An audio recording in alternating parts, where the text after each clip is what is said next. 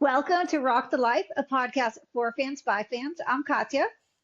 I'm Amy. Amy, today we have a fun experience for all our rock music fans. We have Devon Coull, who is Mm-hmm. promoting and putting on a Mr. Scary George Lynch mini tour coming up Yes. February 26th to 28th called the Yep. Mr. Scary Mini Tour Rock and Com. And Amy, where can Yes. these lucky fans go? What cities are they playing in? I'm so jealous. So Manhattan, New York City, Albany, New York, and Providence, Rhode Island. I'm so jealous.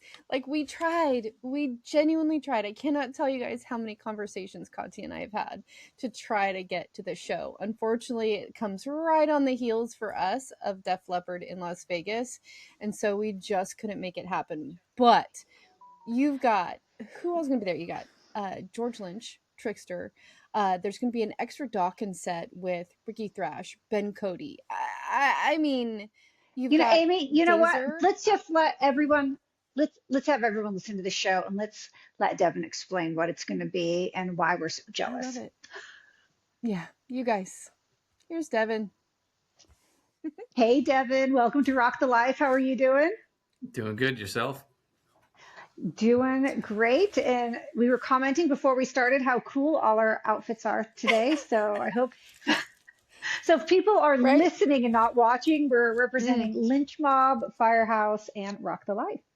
So, yeah. okay, Devin, just to start out, you are in Lynch Mob, but before acting, before producing, before promoting concert, what was Devin Coull, the music fan, like growing up? What were you listening to? Oh. Uh, honestly, I'm the child of seven children, so I was the baby. I could have been an accident, I'm not sure, but all my older You're brothers are in surprised. their yeah, all my older brothers are in their late 50s, and I grew up listening to all the hair bands, driving around in Nice. uh, old Nice. 80s square body Chevy lifted pickup truck, listening to Skid Row. I remember listening to that on repeat, all the Dokken albums, Mm-hmm. Van Halen, Great White, you name it. Every major band back then was Love like it. the anthem in my household, at least for my brothers. Mm, My dad's older; he's in his 80s. He's from an older generation, so he didn't listen to too much of it. But yeah. I mean, all my older brothers they were really cool back then, and I just I remember being like I have some pictures even on my Facebook. Like I was probably like 4 years old or 3 years old, and I had like the onesie zip up, pajamas, and I also had like a fake electric guitar standing in front of the TV. Nice. So Nice. I definitely loved all of Okay, that. Yeah, your siblings raised you That's right then. excellent. Okay, that is, Yeah, yeah, yeah. yeah, Yeah. yeah. Yeah. yeah. It reminds me really quickly. I have a picture of my sister in my Bon Jovi shirt from the New Jersey tour. And she's like 3 in that shirt. Really. Because she's like Hmm. a decade younger than you, right? 13 years. Yeah. Yeah, Mm. 13 years. Yeah. I was trying to See, you're place doing the New Jersey tour. Like what time 89. frame was this? 89. 89. Wow. Mm-hmm. Yep. Wow. I have a Firebird, an '89 Firebird. Oh, That's the first yes. car.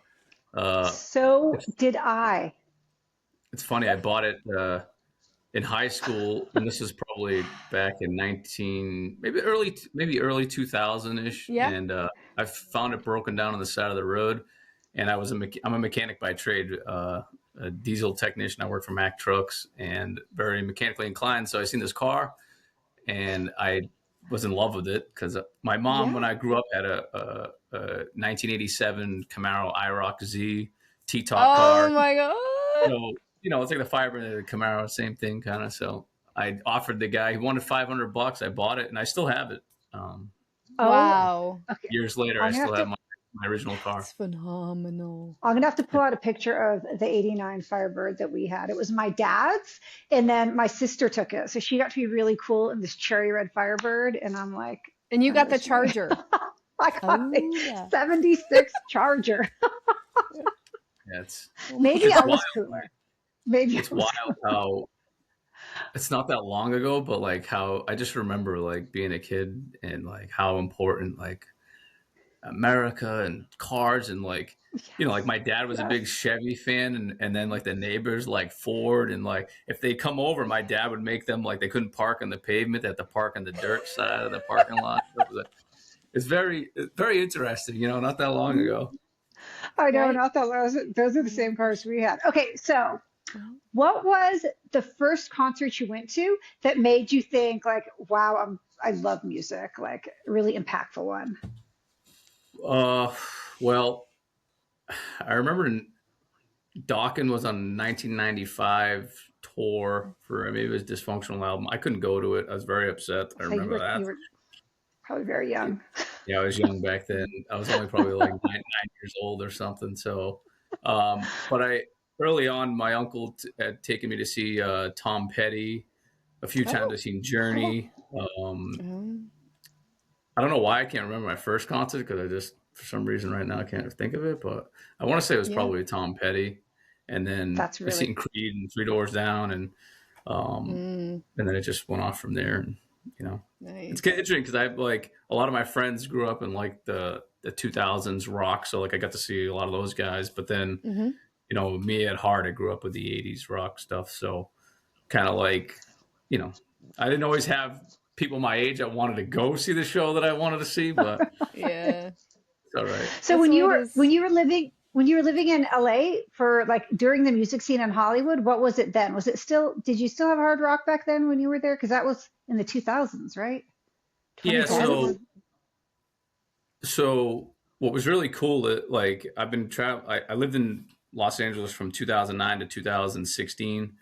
Um, and I'm happy I kind of like obviously I'd love to be there in the 80s, but that wasn't a possibility, but I'm happy that at least I was able to kind of see the a little bit of the Sunset Strip kind of the way Oh, it yeah. was. Like when I first moved there, the Key Club was a place that was still there. Obviously, the Roxy, the Rainbow was there. Hmm. Um, you had um, the House of Blues, which got knocked down, and there's a hotel that was put in its place. But the rock scene was still alive. Like I used to see Steel Panther every Monday night perform at the House of Blues, like a residency. Yes.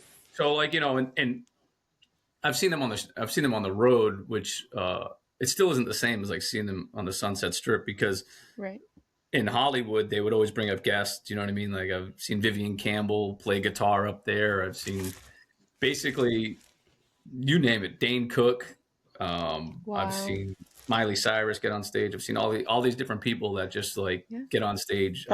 That's the magic of LA. Yeah. The singer of Hmm. Disturbed, like gets on stage and sings "Whole Lot of Love" and "Crazy Train," and the drummer, one of the drummers of Ozzy was there too. And then you Wow. know, I just watched Dave Draymond get up, and then he left, and he walked across the street to the Comedy Store, like with him and his significant other, and it was just like, ah, that's the Sunset Strip right there, Yeah.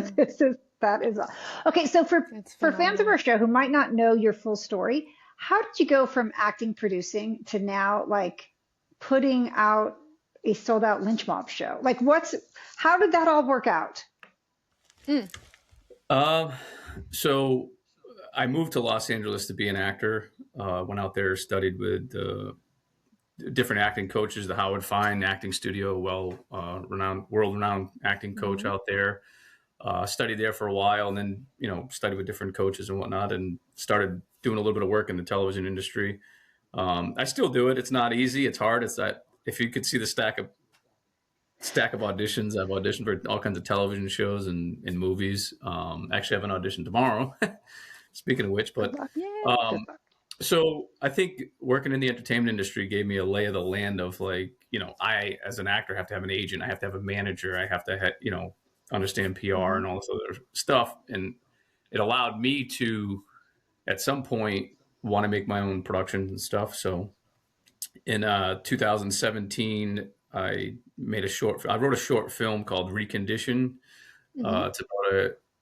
It's about a young kid who gets out of rehab and is forced to live with his grandfather and kind of get his life back together. And it's called Recondition because of the rehab end of it, but also his grandfather has a really cool old Oldsmobile Cutlass car, that he gives him to drive, and it needs a little bit of work. So he takes it to the local mechanic shop. The guy gives him kind of like a part-time job, and he gets to restore the car, and his life gets restored. And eventually, it'll be a feature-length film. But in the meantime, as a short film, was directed by a kid, Graham Patrick Martin, who he's done like 17 episodes of 2.5 Men. He was a series regular actor on the TNT show Major Crimes, and a friend of mine who we studied at the same acting studio for a bit. And then my grandfather is played by Paul Guilfoyle, who was on 300 plus episodes of CSI as Detective Jim Brass. So Reconditioned, I created Reconditioned Images from that. It's like a kind of like a movie production company. And that's what grew into Reconditioned Media. And I just kind of, about a year and a half ago, 2 years ago, my friend Derek Headland, he created the 40th anniversary Miami Vice reunion down in Miami, and got all these actors together, and stuntmen and directors and all these people from the Don Johnson TV show, and brought them all to Florida. And I was helping him do that. And I just thought to myself, like, wow, if you can do all this, I could probably get George Lynch and Lynch Mob to play in my hometown. So he kind of helped inspire that. And my oldest brother, who was a giant George Lynch fan, Eddie, he's a fan of everybody, Eddie Van Halen, you name it. But he was recently diagnosed with early onset dementia. So I thought it would be really cool to bring George to our hometown, which, we're from a small town of Taunton, Massachusetts, 50,000 people. And I think the last people that have played there at a large is like Aerosmith back in the 70s or something. So we thought it was be cool to really, bring somebody like George to the hometown, and we did, and we sold it out. And from there, I created a relationship with Jaron and George and the team, and just kind of, here we are, I guess. Yeah. So how did just give me a few steps of how you started to bring them to the show, to a small town show, to your hometown. Like what did that encompass doing? So for me, they're repped by Arm Entertainment, and obviously it's a management company that manages a decent amount of rock bands. So for me, it's interesting because as an actor, I have agents and managers, and then they rep me as Devon Coull. But from Reconditioned Images or Media, it's more of a company side of it. So you'd be surprised, like even when I did my film Reconditioned, like early on, I was like, wow, I'm so excited. Like, I want Christopher Walken to play my grandfather. Like, next thing you know, I'm emailing CAA or William Morris Endeavor, and like, it's so interesting how you can cross the barrier when it comes to like actually, having a business thing in line and actually like, hey, we're interested in your client, blah, blah, blah, blah, blah. So you can kind of like bridge the gap a lot easier than like, hey, look at me, Yeah. I don't know if that makes sense, but it really does. Yeah. I'm gonna take a few notes. So I reached out. I reached out to their manager, and from there, John Domagal, he was really nice, and I told him kind of what I wanted to do, and then kind of got the ball rolling. And then on top of it, like I had George make a signature guitar for my brother, so we worked that all into like the whole show promo and whatnot. And that's amazing. Yeah, and then a lot of it. It's interesting because a lot, like we had family and friends there, but a lot of it just kind of took off, I think, locally with, Facebook promotions and stuff like that. And this tour now is a lot different because it's 3 concerts, different places, different venues. The concert last year was more very in-house. Like I could see every ticket sale. I could see, all the marketing myself, but this is totally different. It's like a RockTheLife reunion. We've had Jaron on our show. We've had Andrew Freeman on our show. We've had Kobe Reese on our show. We've had Steve Brown. We really tried to be there. Like, we literally tried to fly across the country and across the world to be there because there's so many people that we've connected with that are going to be there. I'm Well, so. tell us what you're doing now for the Dawkins shows coming up. What is it? Or George Lynch, Mhm. sorry. Breaking up a bit. Say that again. Oh no. Amy, can you Man. say it? Yeah. Basically, okay, so for somebody who is not aware of what's happening and what you're doing, describe and kind of totally promote and pitch the three shows that you have coming up. Like, Gotcha. even though I already know and I already want to be there, but as if I didn't know, make me want to be there. Yeah. So basically, Reconditioned Media consists of myself, Devon Coull, and my business partner, Greg Moniz. He's a childhood friend who helped me with the last year's concert, and then we formulated Reconditioned Media. So technically, Reconditioned Images did the concert last year. Do the first one. So what we're doing after formulating a great relationship with Jaron and George and the team, we decided to create the Mr. Scary Mini Tour. And obviously it features George Lynch and Lynch Mob. We have Trickster, All Sinners, Dazer, and we have a special Doc and Encore set with Ricky Thrash, Ben Cody, and Will Hunt from Evanescence is playing drums that night, that's a new we didn't know that a few months back, but that's the new amazing news. And we have Jackson Davenport of the heavy rock band Void. He's going to be doing the vocals. And we also have Don Jameson and Jim Florentine giving comedy in between sets. So what we have is kind of like and also every opener is different. So like New York City, we have Kobe Reese opening the night. And then in Albany, we have a band Superposition. And then in Providence, Ben Cody actually has the Ben Cody Band. So he's the local guy that's going to be opening in the Providence area. But we got this cool element where we're mixing comedy and rock together. And we got a lot of bands going on. We got a lot of things going on. So we're trying to create like a theater situation where like you're constantly entertained one way, shape, or form. You know what I mean? It's not like the band's going to go off and then the set change and then you get that lull for 20, 25 minutes and then the lights go down and then the next band goes up. It's going to be very much more of a complete rotation thing. And what we're trying to do too, like again, Reconditioned Media, similar to reconditioning stories and bringing them to life. We're also trying to move forward to the future. So we're trying to build audiences around the newer people too. You know what I mean? Because there's amazing music talent out there that maybe doesn't get the exposure that they deserve or whatnot. So we're trying to take some of the old and the new, you know what I mean, and blend them together. And it might be a little confusing for some of the older guests, like, hey, I just want to see George, I'm just here to see George, but we're trying to build an audience for everybody, It sounds incredible. No, it sounds. So we have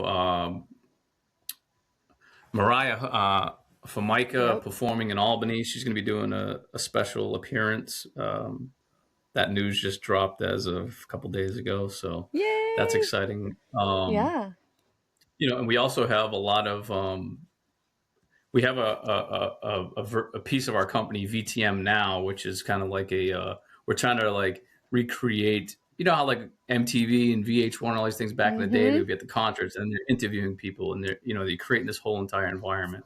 So we have that starting to launch too as well. So we got a lot of internet sensation type talent, Jordan Rumsey, Mila Moon. Yep, that's exactly Creature, who I was going to mention right now. That, they're like a young face for this whole rock situation. So they're all going to be in the house and meeting people. And it's kind of like the internet meets the old school and the new school. And it's a whole clash of the titans in a way, if that makes any sense. Yeah.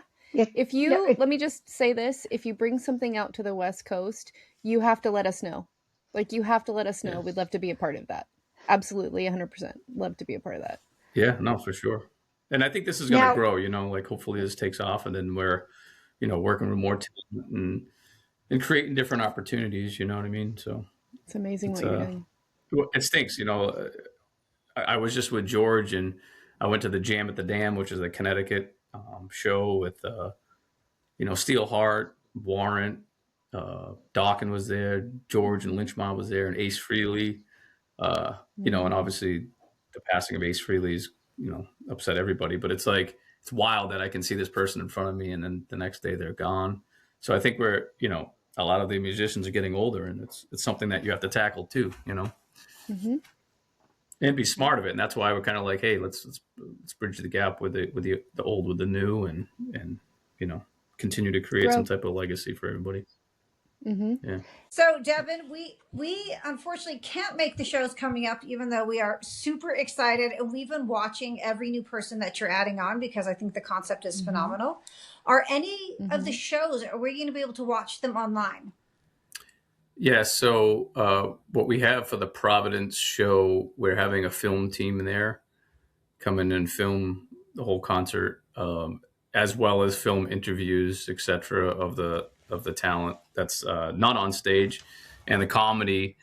And then, so I think eventually what we're going to try to work towards with VTM now is to try to eventually make that stuff live. It's very technical, as you can see.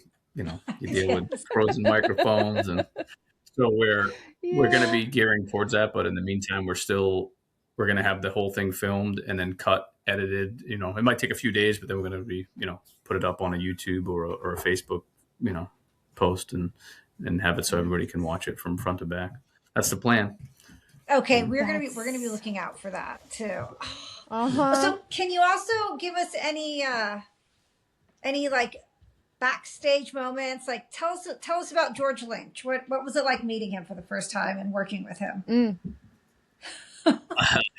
Yeah, George is honestly he's really chill. He's like, it's hard to explain because like I've been for me it's like he's my Eddie Van Halen as a kid. He's my, you know, he's my young guitar superstar type of guy. So to actually be in the same room with him and conversate with him and have his phone number in my phone is just, it's kind of it's very interesting. But I mean, I've dealt with it as an actor. I've been around people, so you kind of just you get that like, oh my God, I'm next to Johnny Depp. Okay, let's push this aside and let's be professional about it. So it's not that bad, but George himself, like, he's cool. He's a chameleon. He's like, a lot of superstar guys just have that energy that, like, I don't know, I don't know if you're born with it, but if George was in the room, you're going to pay attention to him, even if he's just like looking at things. Aura. Or it's that they have aura. An aura about them. It's that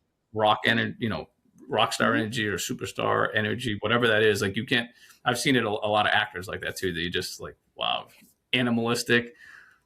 You don't know what they're gonna say, what they're gonna do, but George is so, like, what I love most about all this is like to just sit back and kind of chop it up with George after the show and have a beer with him and just like completely vibe with him. He recently last year, he did his first Comic-Con type event at the Chilla Theater. And I went over there. A friend of mine, the late, great Michael Madsen, was there, and I knew George was going to be there. So I kind of went to kind of like, you know, see George and see Michael at the same time. And, you know, it was cool. Like, at the end of the night, I just hung out in the hotel with George and had a few beers with him, and like complete awesome laughs and just fun. And he's showing me, like, George lives out in New Mexico on a ranch, so he's showing me all his cars and photos of his backyard and the cool things that he does. And he's just like a cool 71-year-old guy that, I can't believe he's that age though. It blows me away like, that he's really he's still like, he's like 30 years old though, you know? Right. Yeah. And he's got a lot of looks energy. and sounds phenomenal. Okay, so for the shows coming up, are you going to be backstage? You're going to be watching him from the audience? Do you get to enjoy the shows, or you're going to be just totally all out working? It's funny you say that, because I'll probably be working and running around, and I'm kind of the head of everything, but I'm also the main transportation guy, moving their gear with my pickup truck. I have a trucking company. I'm like a multifaceted blue collar entrepreneur. Fixing the like trucks, myself. I driving have the trucks. Okay. 20-year mechanic for Mack Trucks. I have a I own 2 Mack trucks. I haul trash. I have a trash business. I have a media company, actor. It's kind of. Yeah, That's like, how many streams of income overall would you say that you have? Just randomly, like how many streams of income do you think you have? Like 5 right That's off the awesome. rip. I think awesome. 6 That's maybe. brilliant. It's awesome. I snowplow for the state of Massachusetts. I do all kinds of things. That is But, so much. Okay, so yeah, I'm the main. Gets it I'm done. the head of the transportation side, and then also when I'm on the ground, like I'm kind of the main guy. If something happens, like, hey, we need to fix this. Like, who do we ask? Be there to do it. So with that, probably similar to last year, Lynch Mob and All Sinners, they're playing at Tupelo in New Hampshire. So worst case, I might honestly just go watch them play after there. Yeah. my gigs, so that I can just enjoy it. It makes sense. I've worked a few shows, and you just don't get to watch. You're busy. Yeah. I mean, I'll probably be behind stage, and I'll get to see some of it, but until I'm there, I don't know how much I'll get to enjoy. I'm hoping that there's moments.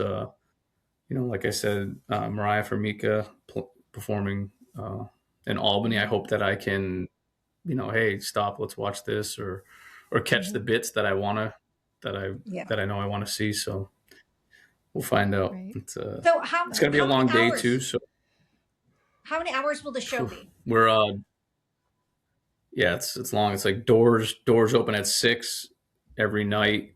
Shows going to be starting at like 6:30. It's just going to be we're just ramping right into it. And then a lot of the set changes are quick. They're like, a lot of the bands are using the same back line, and we're doing that so we can fit all the shows in and give people the amount of stage time, and hopefully, the turnarounds in between bands, maybe, 5-10 minutes tops, whatever, Jim Florentine or Don Jameson have their little comedy bits, and then back to the show.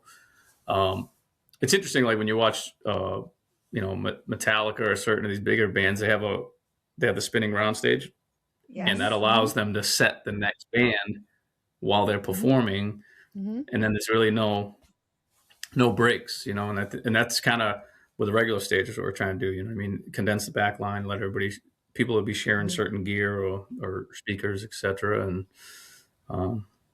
it's gonna be fun. It's 2 weeks. It's 2 weeks away. Smart.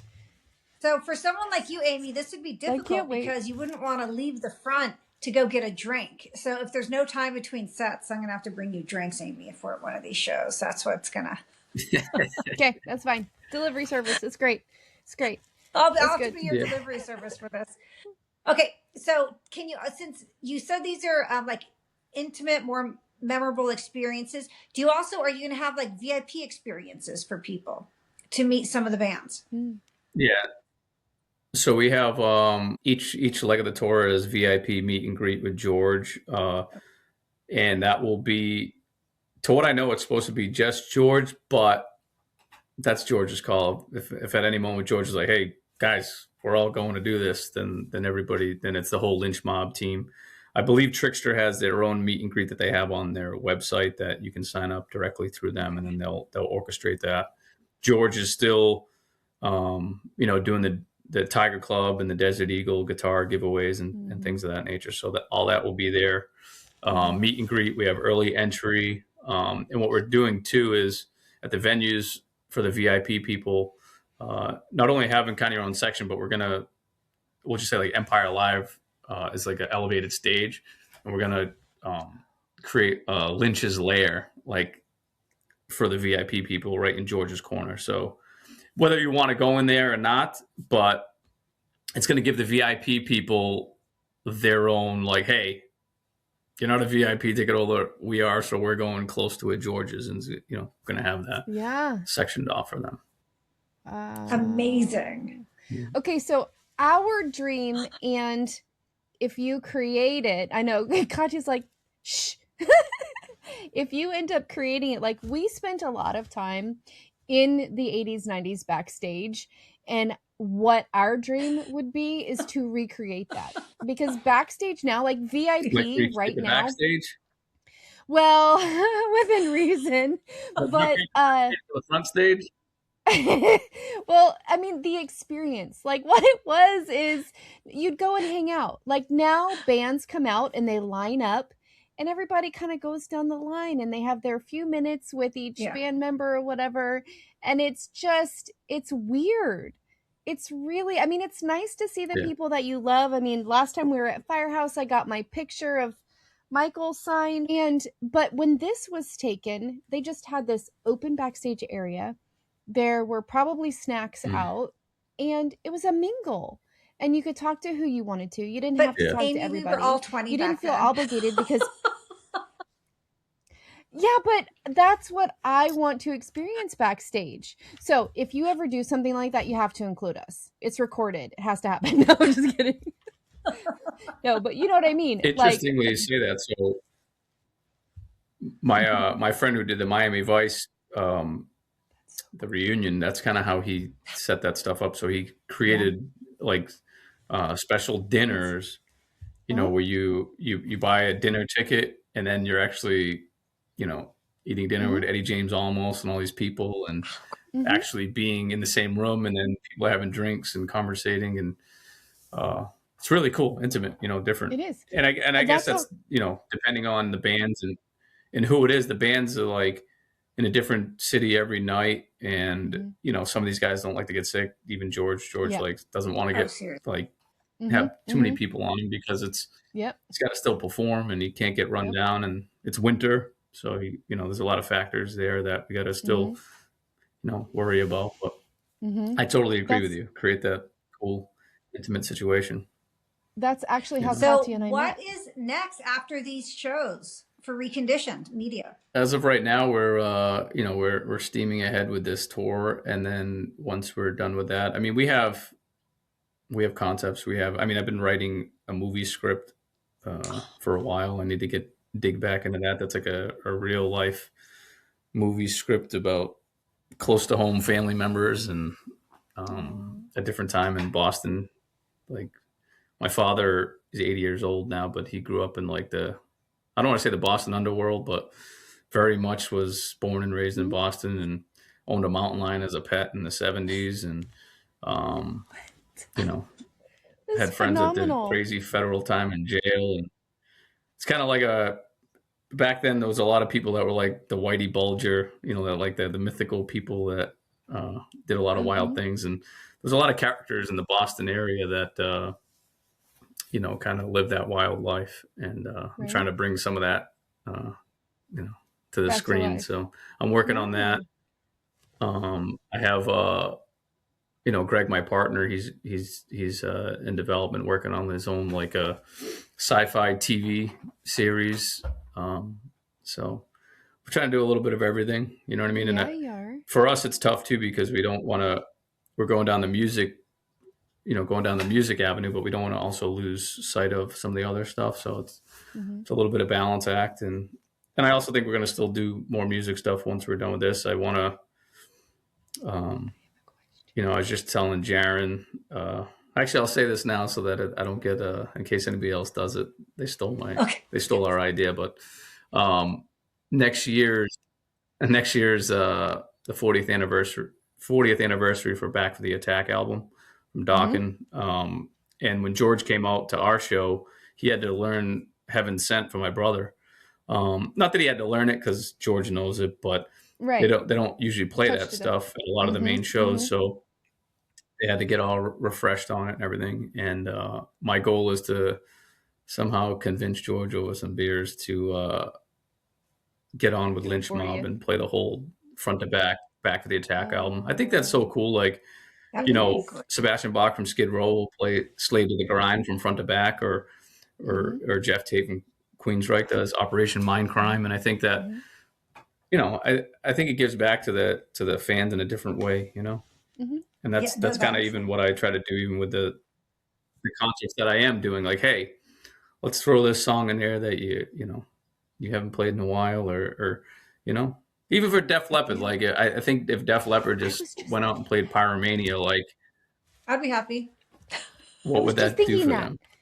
You know, I was just thinking that. Everybody loves Hysteria, but you know, the diehards want to go Pyromania too. You know, I do want High and Dry and Pyro. Mix the two. Give me the two, and then I'm a happy camper. But it's so funny that you said that. It's like you're reading my mind because I was just like, and Def Leppard. What do you think would happen if Metallica just came out and did like a Black Album? But seriously, I think it would sell out. Would enjoy it. Think of all the people who didn't get to go to those shows. Yeah, exactly. Katya's right. Exactly. Mm-hmm. It gives you an experience, and then plus too, it's like, you know, people are such fans of these, you know, these lesser known songs or the deep cuts, and you know, some of that stuff, like maybe back in the 80s it wasn't part of their concert song stuff because of their management or their producer team didn't allow it. Like, hey, you can't play that song. We're going to be playing this. But I think it gives back to the people that have been fans of them for a long time. You know. Yeah, and I think it gives the artist the opportunity to play something maybe that they wanted to and didn't get the chance.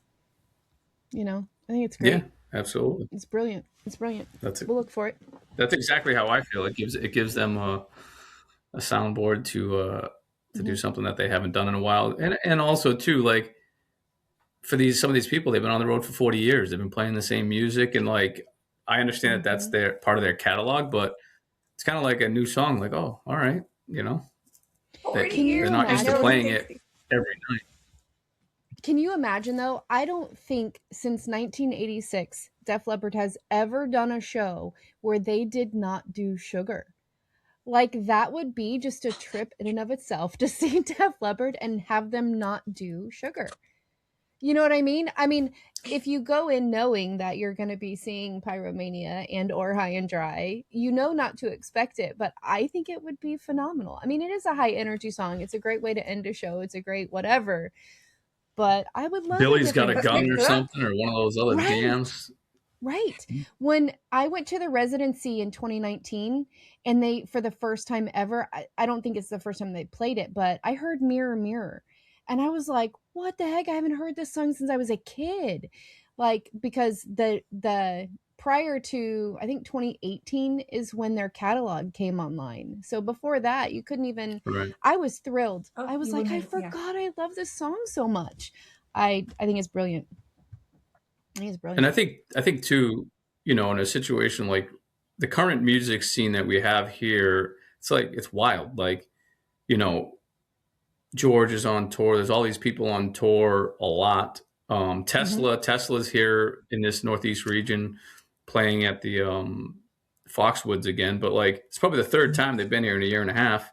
Wow. You know, even Stevie Nicks. Stevie Nicks is like, you know, we have the what's it called, like the Comcast Center. It changes name. It used to be the Tweeter Center, but it used to be known as Great Woods back in the 80s, but a really big concert hall in Mansfield, Massachusetts. But even that, like Stevie Nicks, she's probably came here at least twice in 2 years or a year and a half. So I think the landscape, you know, for music, there's no longer album sales like there was. Not saying that they don't make an album or press some of them, but I don't think that they get the album sales they used to. The merchandise has changed. Streams really have cut their revenue streams. So a lot of these artists are forced to, you know, go on the road. So you're getting the opportunity to see them more. But that's where I'm kind of like, hey, we should do this album because you're also touring, doing the same music every night. So how do you keep yourself fresh too as an artist and you know, create something different? We want to go out and support them too. I think it was Steve Brown who said to us that you'd make an album and go on tour to support the album. Now you go on tour to make an album. Or no, what did he say? I'm saying it backwards. Is that right? Did I say that right? I said that right. No, I think but you get what I'm trying to say. It's opposite of what it used to be. We'll have to get our Steve Brown. It's like a tour used to support something, and now it's just not the same. I totally understand it. And I think it's hard too, because with that, like, I don't want to say anything wrong, but like maybe there's a world of oversaturation too from everybody. You know what I mean? Like, hey, I can miss this show because they were here 7 months ago, or they were here a year ago. We'll see them again. And for these artists that are getting older, like that's really not the opportunity, and to me, if Ann Wilson's coming, I'm going to see her again because it's, the greatest voice in rock. Right. We feel that way about Y&T. Like Y&T used to come to Grants Pass like every 18 months and they haven't been back since 2020, I don't think. And it's like, oh, I'm so glad we got to see them when they were coming around, Yeah. So, and I have my uncle invited me to see Van Halen back in 2015, and the young, eager, working guy that I am, I was like, Unc, I got to work. I can't get the night off. And it was a large mistake because I never got to see Eddie Van Halen play. I never got, a night at work allowed me to never see one of the greatest guitarists in the rock world play in front of me. So there's situations where something that's so subtle like that is a big mistake, Yeah, it's perspective, right? It's perspective. Yeah. Yeah, no. 100%. Yeah. Uh-oh. Baby, we can't hear you again. Kick her out. She quit out. She'll be back. But I have a quick question for you. For your short film, is it viewable online? Like I saw it on your IMDb, but I didn't think that I saw a link. Yeah, so for a while it was up on Amazon Prime. It was on Amazon Prime, and then Amazon changed their rules about short films up on there, so then it's no longer on there. But I can send you a private link that you can just watch it in the comfort of your home, and I have a behind the scenes interview with all the actors and stuff, and about making the film. Awesome. It's a short film, it's 20 minutes long or something, and it's cool. Excellent. I love it. But I can definitely get that to you. Amazing. That'd be absolutely awesome. So here's how we normally work our interviews. Katya is our question asker and I am color commentary. So I feel like I'm going to be winging it at this point. So we may have actually already touched on this, but do you have... So, go ahead. Not to interrupt the question real quick. So she's all the way over there in Italy, and you're here, but you met at a concert in America? Oh, yeah. I'll totally go into this. So we both grew up in the Bay Area in California. So San Jose, San Francisco Bay Area. Yeah. And in something like 1989, something crazy like that, Warrant was on their very first tour. And they came to San Jose. Cow Palace? No, actually, it was San Jose Civic Center. But I am familiar with the Cow Palace. I did see my very first concert that I went without my mom was Poison Tesla at the Cow Palace. So, but yeah, they were at San Jose Civic Center in San Jose. And I went with a different friend, and she also has red hair. And all of a sudden, out pops this girl. Somebody hooped and hollered at us. I don't know what we were wearing, but we got some kind of cattle call, and we kind of hooped and hollered back. And she pops out and she goes, "You can't do that here. Like, that's not safe. Don't do that here." And we're like, "What?" We had no idea. We come from this safe little town. And so then she, she's all dressed cute. And then we're three redheads. And so we kind of got a little attention for that. And somebody asked her if she wanted to go backstage. And she was like, "Yeah, I got two friends. Can they come too?" Like, we'd never met before. And she pulled us backstage at Warrant. And then she snuck in her camera. So she's taking all these cool pictures, right? And I'm like, she's like, "Give me your address. I'll send you pictures." I'm like, I'm never going to see this girl again in my life, but here's my address. Thought I was never going to see these pictures. And sure enough, 2 weeks later, she got the pictures. And we have been friends ever since. We've had adventures with Def Leppard. We've had adventures with Poison. We've had adventures with, oh gosh, who else have we met? Firehouse. I'm like, wait, let me look back here.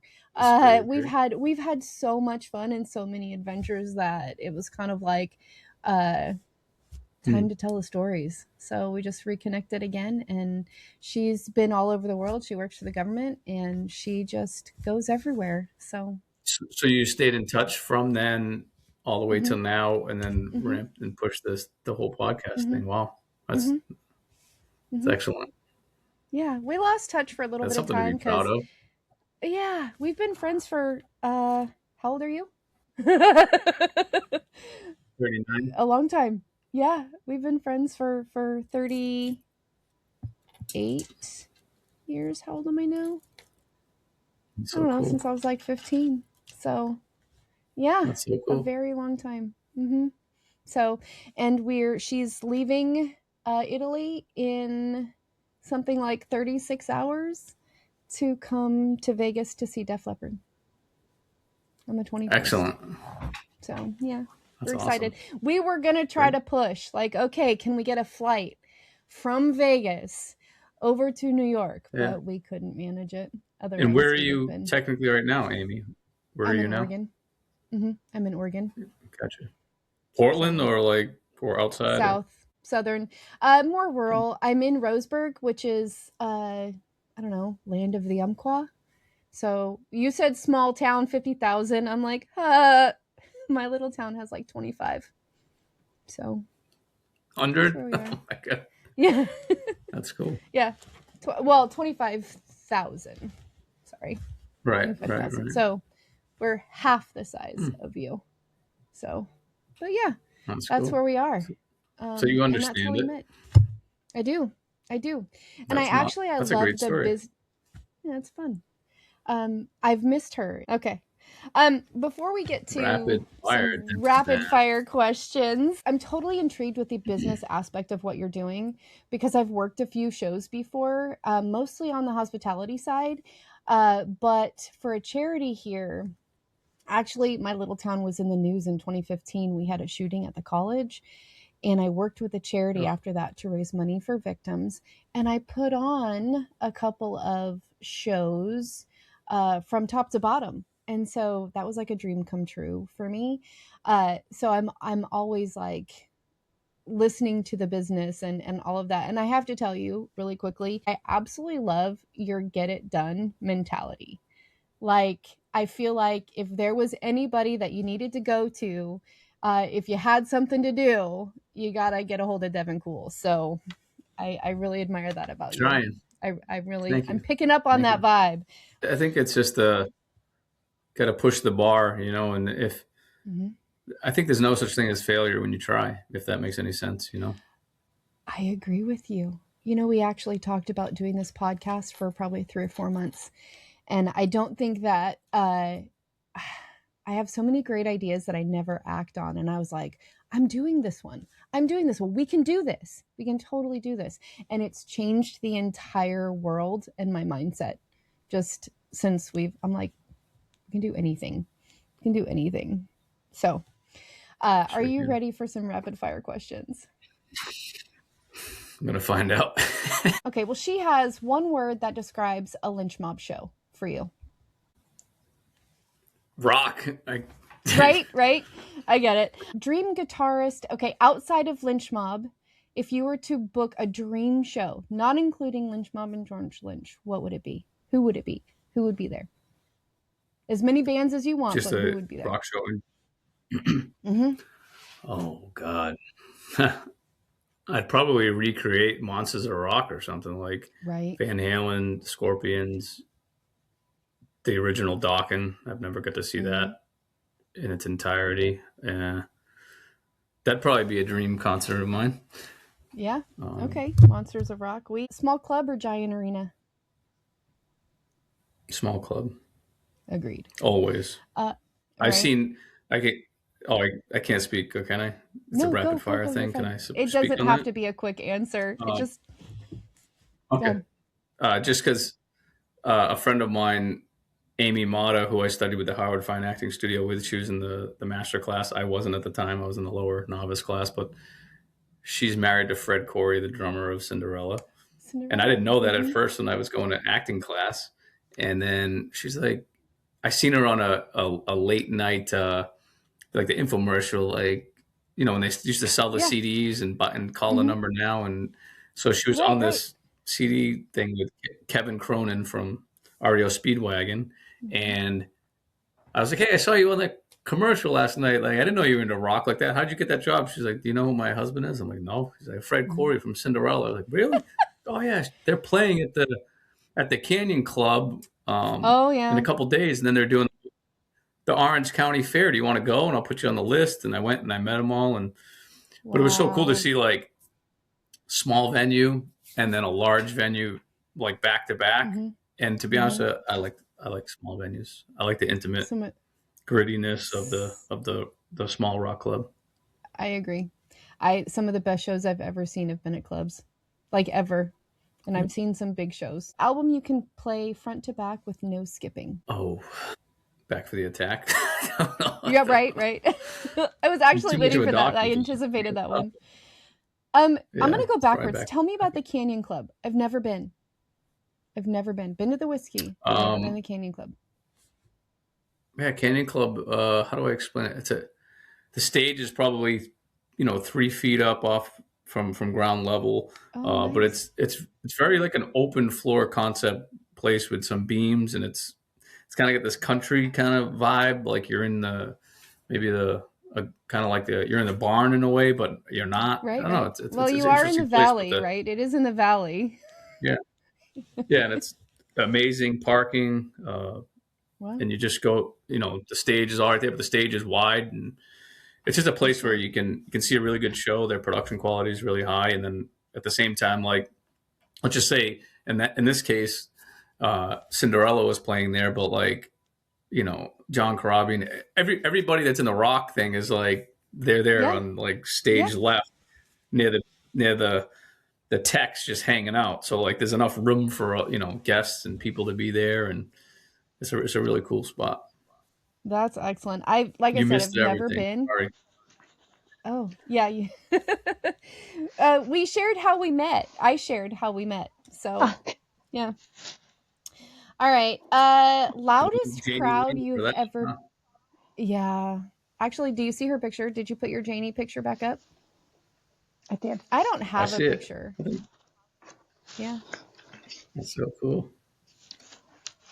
Do you know who? Speaking of, do you know who we just interviewed is? Bobby Brown. Oh, that's cool. Bobby Brown. What was that? That's awesome. Phenomenal. She's so funny. Speaking of, we were going to tell you this. Next 80s thing you do, should ask Bobby. I bet she would love to do that. Yeah, somebody had that idea a little bit, like maybe we should bring her on. I was like, that'd be kind of cool, actually. Mm-hmm. She'd definitely do it. That's cool. It would be fun. Good idea. You have to come to that. Yeah. We'd have to. We would have to. She's phenomenal. She's so funny. Okay. I think this is probably the last one, Katya. We didn't go rapid. This is going to be some creative editing to make it go quick. First band tee you ever owned? I like this question. First what? Band t-shirt that you ever owned. Oh. That wasn't given to you by a brother. I'd probably say that's actually a hard question for me. These are hard questions. I'd probably say I got a rat t-shirt. Oh, that's awesome. That's awesome. Yeah, this is hard. These are hard. Yeah. It's a hard question. That thought of that. I had to think back. I had to think back. My first memory is probably a Bon Jovi shirt, but I had so many more before that I remember. I think I probably had a Warrant shirt from that show that we met at. I think, but I don't remember. And I know I had one from Poison and Tesla. Like, you probably had a Motley Crue shirt too. Oh, I had a number of Motley Crue shirts. I see some of them. So I see some of the videos of like Motley Crue doing like a signing at like malls and stuff back then. Like that's crazy. It's gotta be wild. Mm-hmm. I can't imagine that like in the height of everything. Like, oh, Motley Crue's just showing up to the mall in Oregon. Come, yeah, that's just wild. But I guess they used to do things like that back then, like wrestling. They used to have like wrestling matches at these big malls and stuff, and they did all kind of cool stuff. Got to bring that back. I'll say bring back mud wrestling. I think that's what we need. Yeah. At the mall. That's what we need to do at the At the mall. mall. Another thing, If you could, Oh my gosh. I'm thinking about these shows too, like in between. I was like a little mud wrestling going on. This will be. one of the bands, All Sinners, that's on our tour, they just signed with Rat Pack Records. I seen them this summer. They did a cool show locally at this place, Cisco's in New Bedford, which is like a whole outdoor beach bar, and they had a Oh, neat. whole wrestling match there. Yeah, it was really cool. They brought some All right. well-known old school wrestlers there to host the event and stuff. It was pretty kick-ass. That's awesome. I Yeah, love that it. was. Oh my gosh. Well, despite some technical difficulties, Devon, this was really fun. Absolutely, really fun. This was. I've Yeah, taken it's a fun, but at lot. the same time, Amy, now I'm just really sad that we're not going to the show. On top of that, fun but sad at the Yeah. same time because you were going to put on an Yeah. amazing show, and it is going to be Mhm. it's going to be epic. You can put We your name really on the did. list, and if you show up, Right? So show just up. get there. Yes. Just get there. All we have to do is get there. Okay. No, but seriously, Yeah. we're gonna keep track of everything that you're doing so that if there is another one that we can hit, we absolutely will. I'd love to stay in contact with you and just kind of learn more about the stuff that you're doing. Katya, while you were gone, I mentioned that I love the business aspect of it because the 2 shows that I put on with the charity, the money didn't come out of my pocket, so it was possible. Um, that's the risky Right. part. I feel like, or at least the hard part to get over is the funds to secure what you need to secure before ticket sales, and so I'm always into learning different ways to do that. So I'm just gonna follow along, and I'll let you know what I think of the short film. Katya, I'll send it to you too. And other than that, I can't. Devon, I cannot wait to see everything from this show. Like, I've been following Jordan, and oh, I wanted to ask you really quickly. Does Ricky know about that Miami Vice thing that you did? Like, was he not so jealous that you got to Yeah. do So that? Ricky, I introduced my friend Derek to Ricky because Ricky played at our last year's concert with Lynch Mob. He did he played with Ben Cody. Yeah. So we all kind of had a little bit of relationship for probably a little over a year now. And he was in contact with my friend Derek, and he was actually supposed to perform one of the nights. So I think he was there one night, but the actual headlining night didn't work out. He got booked on another gig, so he couldn't be there for the whole event. But He was there. Ricky just moved to Miami. He's like in heaven down there. I Loves know. it. So he's I've like, been watching his stories. Just like when you said that was Yeah. actually my thought. I was like, oh my gosh, I bet he would go crazy for that. But he was there. That's awesome. Okay, that makes sense to me. and it's That cool. makes Like he's sense. got his whole, he's got his whole thing that he does, and he creates these cool videos and the Rock Hero, and I'm excited to bring him. Bring him onto this tour too. You know what I mean? Just because he brings his whole Ricky Thrash element to His it. whole persona. Yeah. It's different. Yeah. Yeah, it's like Yeah. it's like Rocky WWF Rockstar Right. meets George Lynch type. That's just it's different. Yeah.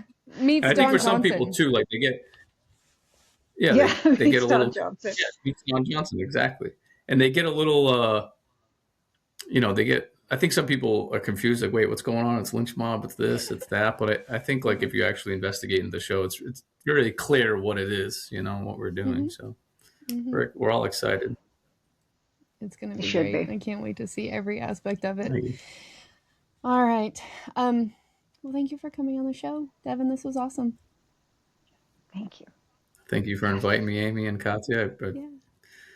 I'll be here again, I'm sure. You will, Yeah, I think so. Can't wait to hear what the next chapter is. I know, right? Absolutely. Maybe you can influence that. Tell Yeah. me what band Okay. you think I need to work with. I know. We're in. Okay. I'm like, We're in. Yeah. okay. All right. Well, thank you, Devon. Well, I just have to say it again, Amy. All roads lead to George Lynch. Seriously, they do. I mean, oh my gosh. Okay, first of all, though, Devon's awesome. Thoroughly enjoyed that conversation. Like, So, that was fun. Such a good vibe. Yeah, I do. I totally loved his vibe. And he's a get it done guy. Goodness gracious, reconditioned media is going to grow and blow up. I feel like he's a hardworking guy. Totally appreciated him With from that angle. great ideas, super Yeah. cool. And Oh my if gosh. his shows are anything like he is, they're going to be fantastic. So Mm-hmm. with that Mm-hmm. aim, okay, don't Oh, forget, wait, hold on. Before you do that, you guys like, don't forget to get your subscribe. Oh, right, but get your Mr. Scary mini tour tickets. You gotta go to the show. We have to hear all about this. Tag us in anything that you I post want to hear about the show. because we absolutely Yes. want to go. I absolutely wish we could be there. Okay, now we got it. Don't forget. Rock the Rock the life. life. Bye, baby. Love you. Bye. Love you too.